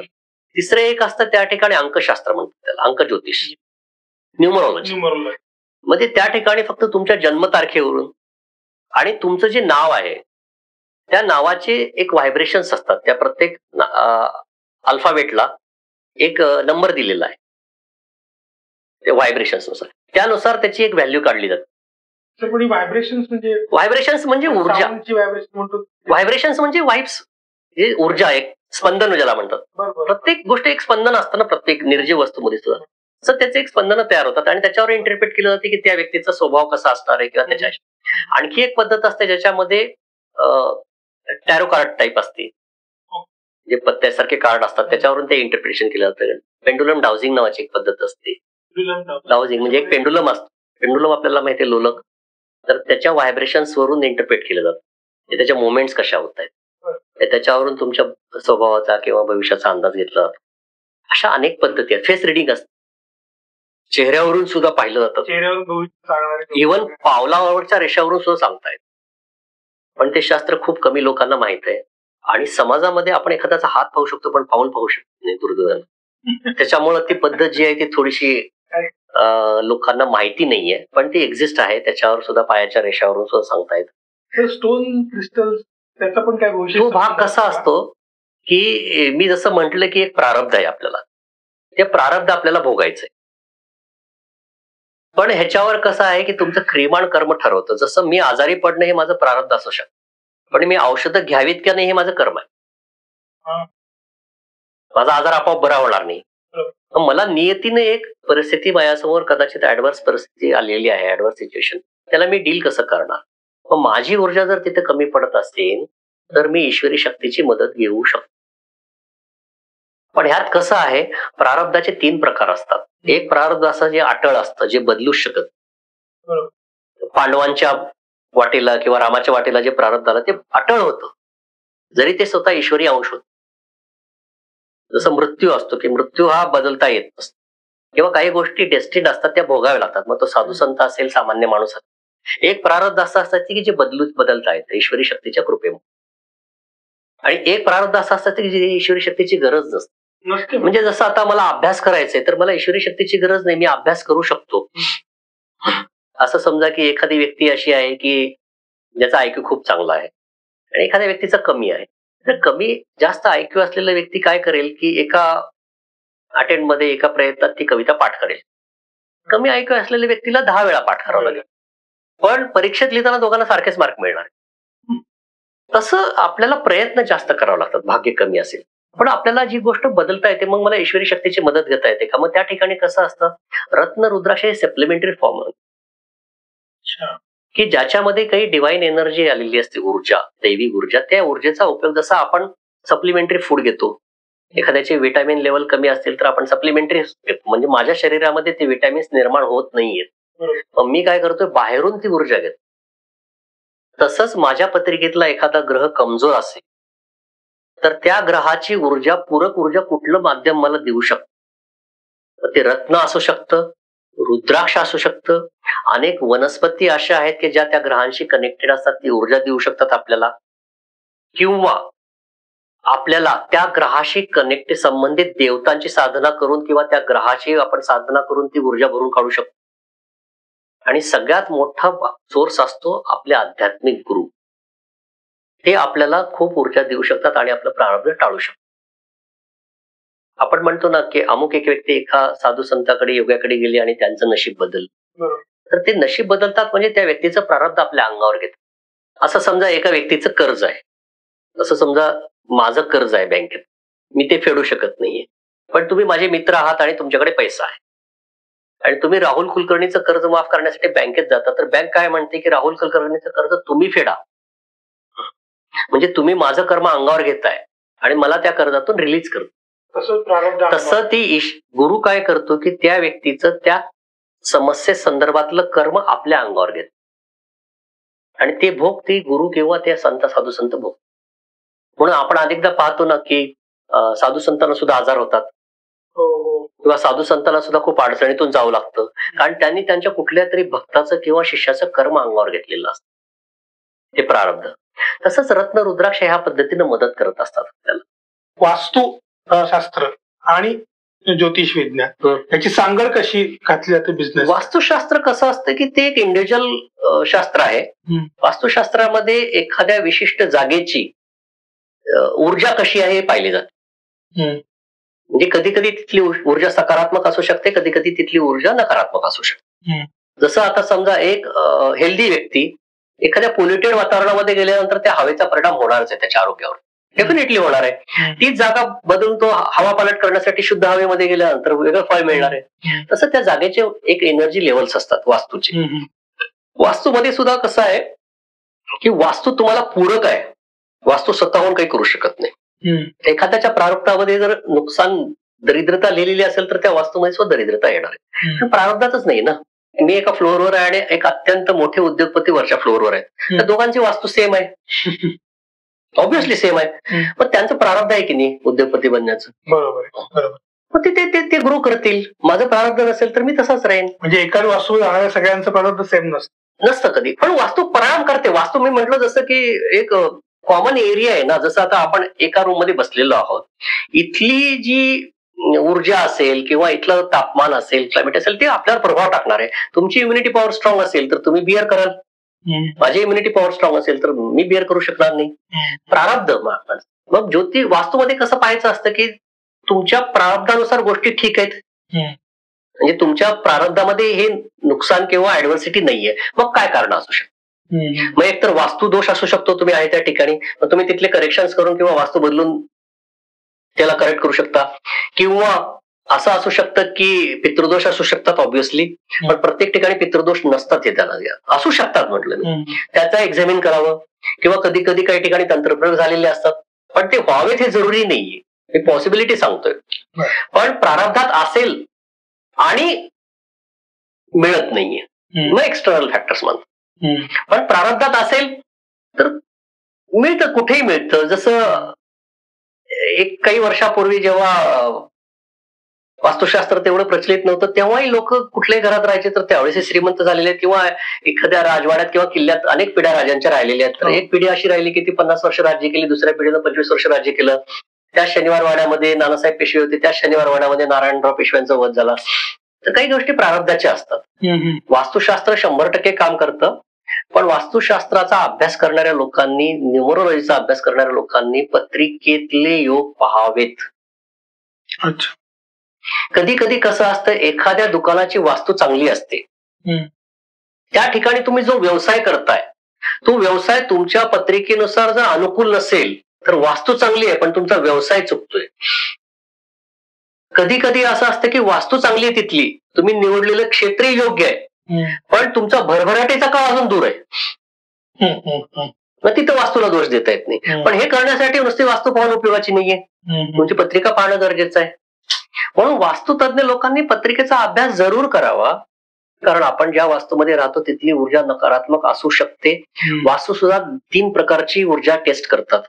बहुतेक लोकांना असं वाटतं की फक्त दिशा बदलल्या म्हणजे सगळं झालं, असं नाहीये. त्यांना दिशेसोबत एक एनर्जी सुद्धा असते. तुम्ही एक वेळ दिशा बदलू शकत नाही, पण तुम्ही एनर्जी बदलू शकता. तुम्ही त्या ठिकाणी काही आध्यात्मिक साधना करून, योगिक साधना करून, तिथं काही ऊर्जा देणाऱ्या वस्तू ठेवून त्या ठिकाणची ऊर्जा जरूर वाढवू शकता. म्हणून एक समजा 2 फ्लोअर आहेत, एका फ्लोअरवर एक व्यक्ती राहतो, दुसऱ्या फ्लोअरवर दुसरा व्यक्ती राहतो, तिथली ऊर्जा बदलू शकतो. तिसरं असतं जमिनी खालून एक ऊर्जा येत असते, ज्याला जिओपॅथिक स्ट्रेस म्हणतात. ओके. ह्या पद्धतीचा अभ्यास आपल्याकडचे खूप कमी ज्योतिषी करतात. कारण जमिनी खालून याच्यावर पाश्चात्य देशांमध्ये खूप संशोधन झालेलं आहे, विशेषतः जर्मनीमध्ये, ऑस्ट्रेलियामध्ये. तिथे तर जिओपॅथिक स्ट्रेसचं कन्सल्टेशन घेतल्याशिवाय सरकार सुद्धा बांधकाम परवाना देत. जिओपॅथिक स्ट्रेस म्हणजे जमिनीच्या खालून काही निगेटिव्ह चॅनल्स म्हणतात त्यांना, ती ऊर्जा ती आडवी वाहत असते, ते करंट्स असतात, आणि जेव्हा आपण ड्रिल करतो तेव्हा त्याला मार्ग मिळतो. याच्यावर खूप संशोधन पाश्चात्य देशामध्ये झालेलं आहे. खूपदा लोकांना पाहायला मिळते की ती जर ऊर्जा विशिष्ट ठिकाणी समजा त्या 1 स्क्वेअर फुटाच्या जागा तर तिथेच ती ऊर्जा इम्पॅक्ट करते. तुम्ही जर जसं आता एखाद्याची बसण्याची जागा असेल किंवा विशेषतः बेडरूमवर खूप संशोधन केलं गेलेलं आहे की बेडरूम मध्ये आपण झोपतो, तर जिओपॅथिक स्ट्रेस जर तिथं ऍक्ट होत असेल तर त्या व्यक्तीला तिथं अडचणी यायला लागतात, आजार व्हायला लागतात. तो बेड बदलला ती ऊर्जा तुम्हाला बायपास करते. ओके. तर जिओपॅथिक स्ट्रेस एक भाग असतो तिथं वास्तू. कारण खूप लोकांचा हा प्रश्न असतो की आम्ही दिशा बदलल्या, आम्ही रेमेडीज केल्या तरी आमच्या समस्या सुटत नाहीयेत, कारण तिथली एनर्जी निगेटिव्ह झालेली असू शकते किंवा जिओपॅथिक स्ट्रेसचा इम्पॅक्ट असू शकतो. तर वास्तू कन्सल्टेशन घेणाऱ्यांनी आणि करणाऱ्यांनी दोघांनी ह्या तिन्ही बाबीचा विचार करावा. कधी कधी काही गोष्टी आपल्या हातात नसतात. कधी कधी स्ट्रक्चर बिल्डरचं असं असतं की तुम्ही ते बदलू शकत नाही कारण ते कन्व्हिनियंटही नसतं. त्या ठिकाणी मग ऊर्जेवर भर द्यावा की जसं आता एखादी व्यक्ती आहे 5.5 फुटाची आहे, आता देवाने त्याला उंच बनवलं नाही पण ती लठ्ठ तर बनू शकते. तुम्हाला हाईटला स्कोप नाहीये, विड्थलाच राहिलं पण वजन वाढू शकता. कधी कधी असं असेल 6 फुटाचा व्यक्ती असतो आणि तो सडपातळ असतो तो 50 किलोचा असतो आणि 5 फुटाचा व्यक्ती सुद्धा 50 होऊ शकतो. तर जिथं शक्य आहे तिथं ग्रो करावा. हाईट वाढू शकत नाही तर वजन वाढू शकतो. हे आपल्या हातात असतं. म्हणून ज्या ज्या ठिकाणी आपल्याला दिशा बदलता येत नाहीये, ज्या ज्या ठिकाणी आपल्याला स्ट्रक्चर बदलता येत नाही त्या ठिकाणी एनर्जी वाढवावी. आणि एनर्जी खूप सोप्या पद्धतीने वाढवता येते, त्यासाठी खूप खर्च नसतो. एनर्जी आपण स्वतः वाढवू शकतो, स्वतः योग्य साधना करून वाढवू शकतो. कारण शेवटी सगळा खेळ सगळा एनर्जीचा आहे. आपल्या स्वतःला सुद्धा बरेच जाणवते ना, आपण एखाद्या ठिकाणी जातो तिथली ऊर्जा आपल्याला जास्त पॉझिटिव्ह वाटते, एखाद्या ठिकाणी जातो तर तिथली ऊर्जा निगेटिव्ह वाटते. तर ती एनर्जी आहे. एखाद्या व्यक्तीच्या सहवासात आपल्याला त्याचा ऑरा पॉझिटिव्ह असतो. तुम्ही कुठलेही आध्यात्मिक संत, साधू संत, गुरु पहा, यांच्या ऑरामध्ये गेल्यानंतर आपल्याला खूप फ्रेश वाटतं. आणि काही लोकांचा ऑरा असा असतो की आपल्याला 5 मिनिट सुद्धा बसवत नाही. तर तो ऑरा म्हणजे ती एनर्जी लेवल्स आहे. आपल्या हातात हे आहे. वास्तू सुद्धा काम करते, अंक ज्योतिषही काम करतं, पण त्याला प्रारब्धाच्या मर्यादेत करतं, काळाच्या मर्यादेत. आजकालच्या जगामध्ये लोक खूप आहारी जातात या गोष्टीच्या कधी कधी. सो त्यांना एक सल्ला तुम्ही काय द्याल? आहारी जाणं वाईट नाहीये. काय झालेलं आहे, हल्लीच्या काळामध्ये इन्सिक्युरिटीज वाढलेली आहेत, कॉम्पिटिशन वाढलेली आहे आणि आता लोकसंख्या वाढीमुळे ना रिसोर्सेस जे आहेत ते जॉबचे असतील, बिझनेसचे असतील, एक अनारसव बिमार झालेले. प्रत्येकाला सर्वाइव्ह व्हायचंय. पण त्यावेळेस कळत न कळतपणे प्रत्येकाची इच्छा तर होतेच ना की मी सुद्धा त्यात आहे, मलाही वाटेल की मी माझी उन्नती करून घ्यावी, तुम्ही सुद्धा असू शकता. फक्त मी म्हटलं हे सगळं पाहताना पाहावं की तुम्ही करताय ते उपाय. एक तर तुम्ही ज्या ज्योतिषांकडे जाताय त्यांचं स्वतःचं ज्ञान किती आहे. प्रत्येक ज्योतिषावर अवलंबून आहे की त्यानं ज्योतिषाचं ज्ञान घ्यावं, त्याची एक आध्यात्मिक बैठक असायला पाहिजे. आपण त्याचा प्रामाणिक अभ्यास केलाय का लगेच बोर्ड लावून आपण लोकांच्या आयुष्याशी खेळायला सुरू करतात आणि चुकीचं, अनेकदा पर्पजली चुकीचं गायडन्स करतात. विशेषतः कालसर्पयोग. कालसर्पयोग नसताना सुद्धा त्या माणसाच्या मनावर ठसवलं जाते की तुझ्या आयुष्यात येणाऱ्या समस्या सगळ्या कालसर्पयोगामुळे, किंवा गरज नसताना नारायण बळी सुचवलं, किंवा 7.5 हा कन्सेप्ट असा आहे की जो आजकाल इतका आहे की प्रत्येकाला एक जाणीव करून दिली जाते की आता हे सगळं घडते ते शनीमुळे घडतं. 7.5 म्हणजे असं नाही की शनी आपला काहीतरी हंटर घेऊन उभा येतात, मी तुला मारणारच आहे. सगळ्या अशा मूर्खपणाच्या संकल्पना असतात. लोकांना ज्योतिषशास्त्र असं आहे बघा, लोकांना भीती घालून काही करून घ्यायचं, लोकांचा अवेअरनेस वाढवायचा. एखाद्याला एखादं नकारात्मक प्रेडिक्शन जेव्हा दिलं जातं की हा आजार होऊ शकतो किंवा हा अपघात होऊ शकतो, तर त्याचा अर्थ असा नाही की त्यांनी त्याच्यासाठी तयार व्हावं आणि आता अपघात होऊ द्यावा. त्यांनी प्रिकॉशन्स घ्याव्यात आणि त्या घटनेची कन्सिक्वेन्सेस किंवा परिणाम मिनिमाइज करावे. एखादा व्यक्ती बिझनेस करत असेल आणि त्याचा प्रतिकूल काळ येणार असेल तर त्यांनी रिस्की इन्व्हेस्टमेंट करू नये, रिस्की डिसिजन घेऊ नयेत, कॉस्ट कटिंग करावी, खर्चाला कात्री कशी लावता येईल पाहावी, जेणेकरून त्यांचं नुकसान कमी होऊ शकतं. अनेकदा काय असतं की लोक काय करतात की अनेक ज्योतिषांकडे जातात, प्रत्येकाची पद्धत वेगळी असते, प्रत्येकाचं ज्ञान वेगळं असतं आणि मग कन्फ्युज होतात. सामान्य माणसाने सुद्धा ना हे करताना एक सारासार विवेक बुद्धी जागृत ठेवावी आणि महत्व ज्योतिष किंवा वास्तू किंवा न्यूमरोलॉजीला न देता ते मार्गदर्शन करणाऱ्या व्यक्तीचं ज्ञान, त्याचा आध्यात्मिक अधिकार, त्याची सांगण्याची तळमळ, त्याला तुमच्याबद्दलच्या काय भावना आहेत, तुम्ही समस्येतून बाहेर पडावं नाही पडावं. कधी कधी ज्योतिषाचा वाईट काळ आलेला असतो, ते असतो प्रतिकूल काळ असतो, त्यावेळी ज्योतिषाचे प्रेडिक्शन रॉंग ठरू शकतात. आता ज्योतिषांना म्हणावं की बाबा माझा प्रतिकूल काळ आहे, आज मी मैदानात उतरूच नाही. बरोबर. ज्योतिषांनी पण स्वतःची पत्रिका काही ऑब्व्हियसली पाहायला पाहिजे. अधूनमधून ज्योतिषात प्रत्येकाला आपल्या आयडिया, डॉक्टर सुद्धा आजारी पडू शकतो की नाही. सर तुम्ही तुमची पत्रिका बघितली का? ऑब्व्हियसली बघितली असती. ते तर असतंच ना. म्हणजे तुम्ही तुमच्या वैयक्तिक आयुष्यात कसं हे फॉलो करता? माझ्या वैयक्तिक आयुष्य फॉलो करताना मी जसं म्हटलं की 2 गोष्टी पाहायच्या असतात. एक टाइम स्पेक्ट्रम असतो. टाइम स्पेक्ट्रम म्हणजे तुम्हाला जी गोष्टीची अपेक्षा आहे किंवा करायची आहे त्यासाठी निसर्ग किंवा नियती तुम्हाला कुठला टाइम स्पेक्ट्रम ओपन करून देते. मला एखादी गोष्ट करायची आहे तर नियतीला जर असं वाटत असेल की ती 6 महिन्यानंतर व्हावी तर मी 6 महिन्याची वाट पाहतो. पण तोपर्यंत मी स्वतःला अपग्रेड करून घ्यावं, प्रिपेअर करावं. दुसरं असं असतं की स्पेस स्पेक्ट्रम, हे आपण होऊन किती मोठे होऊ शकतो त्या अपेक्षेत, त्या मर्यादित राहावं. आणि एक शेवटची गोष्ट सांगतो, पृथ्वीवर जन्म घेतलेल्या प्रत्येक व्यक्तीला थोडस दुःख, थोडं वेदना, थोडे आजार, थोडे कौटुंबिक त्रास किंवा कुठली ना कुठली प्रतिकूलता येणारच असते. पूर्णता मनुष्य जीवनामध्ये नाही. ती पूर्णता प्राप्त करण्यासाठी अध्यात्माकडे जाईल. म्हणून कुठली पत्रिका परफेक्ट नसते. कधी नियती तुम्हाला आर्थिक सुख देईल, कौटुंबिक सुख हिरावून घेईल. कधी कौटुंबिक सुख देईल तर आरोग्य सुख हिरावून घेईल. कधी कधी असं असतं की तुमच्या पिढीला म्हणजे तुम्हाला मिळेल पण तुमच्या पुढच्या पिढीला मिळणार नाही, पण ती सुद्धा तुमची प्रतिकूलता आहे. अनेकदा असं पाहण्यात येते की कुणीही असतील, कुठल्या क्षेत्रातले यशस्वी लोक त्यांच्या क्षेत्रात त्यांच्या मुलांना लॉन्च करण्याचा प्रयत्न करतात पण ती मुलं सक्सेसफुल होऊ शकत नाही. मग ते त्यांचे भोग आहेत. त्यामुळं याच्यात कुठं ना कुठेतरी असतो हिशोब. आणि पत्रिका परफेक्ट नावाचा अट्टहास धरायचा नसतो, परफेक्ट नसते. हा, तुम्ही आध्यात्मिक मार्गानं किंवा योगिक मार्गानं जेव्हा त्या काळावर विजय मिळवता मग ते भूत भविष्य वर्तमान पाहू शकता, ते दुसऱ्यांचं भविष्य बदलू शकतात. जसं तुम्ही कलेक्टर बनल्यानंतर तुम्ही दुसऱ्यांना नोकरी लावू शकता किंवा दुसऱ्यांचं काम करू शकता, पण तोपर्यंत नाही. बरोबर. म्हणून मग आपण प्रयत्न हा करायचा असतो की आध्यात्मिक उन्नती प्राप्त करून घ्यायची, जेणेकरून ज्या क्षणी माणूस त्या काळावर विजय मिळवतो ना मग तिथं मग पत्रिका राहत नाही. म्हणून रामाची पत्रिका, कृष्णाची पत्रिका पाहायची नसते, साधू संतांची पत्रिका पाहायची नसते. का पाहायची नाही तर त्यांनी काळावर विजय मिळवला, आता त्यांच्या पत्रिकेला अर्थ नाहीये. तरी इथे अनेक ज्योतिषी किंवा सामान्य लोक त्याची चिकित्सा करत असतात. हे चूक आहे. पण आपल्या हातात काय असतं की आपलं कर्म व्यवस्थित ठेवावं सगळ्यांनीच आपापल्या परीनं. ते व्यावहारिक असू दे, ते आध्यात्मिक असू दे किंवा ते शारीरिक दृष्टिकोनातून सुद्धा, बौद्धिक दृष्टिकोनातून सुद्धा गरजेचं आहे. आणि त्या ठिकाणी मग तसे आपण आपल्याला नियतीनं जी चौकट दिलेली आहे त्या चौकटीच्या कडेपर्यंत तरी पोहोचू शकतो आपण. एवढं तरी करू शकतो आपण. तसं पाहावं आपण.